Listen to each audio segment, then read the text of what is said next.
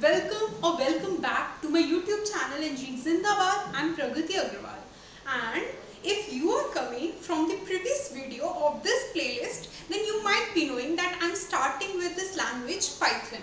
Now today this is the first video of teaching what Python basically is, and so it's a programming language, right? And we will be coding in it.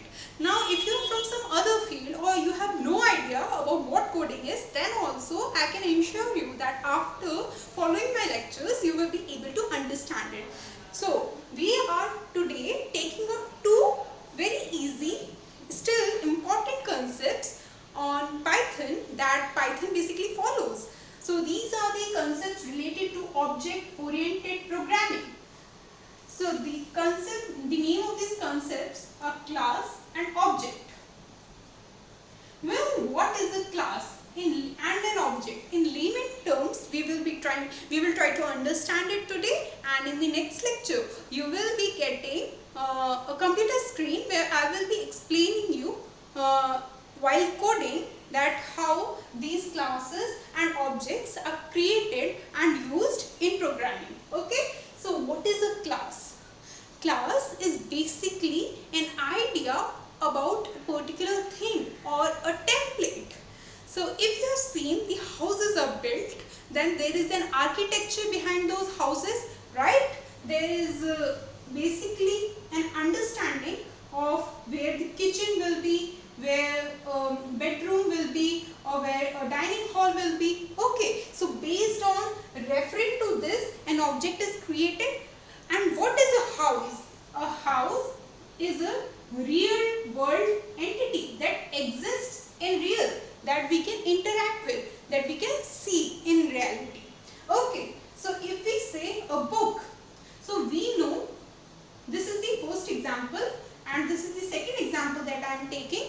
If you haven't understood here, then with the second example you will definitely be able to understand it. So when we say a book, we know it will be having some number of pages, okay? And we know that it will be having a title to it, an author who has written this book, and many other things. For example, the international standard book number, if this is published internationally. So these are the characteristics that book has in general.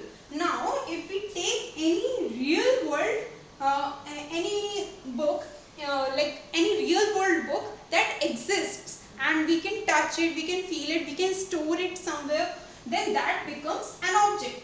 So if I say that I have a book of Flutter, okay, Flutter for beginners,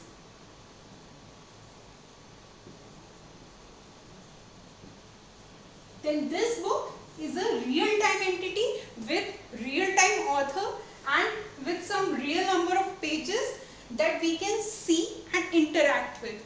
So hope this is clear to you. You might be feeling that these are just the two concepts and I have discussed a very basic of them, and what about coding it on a system. So in the next video you will be finding the same. I will be writing the code and explaining you how about the syntax and why we have written that. Thank you.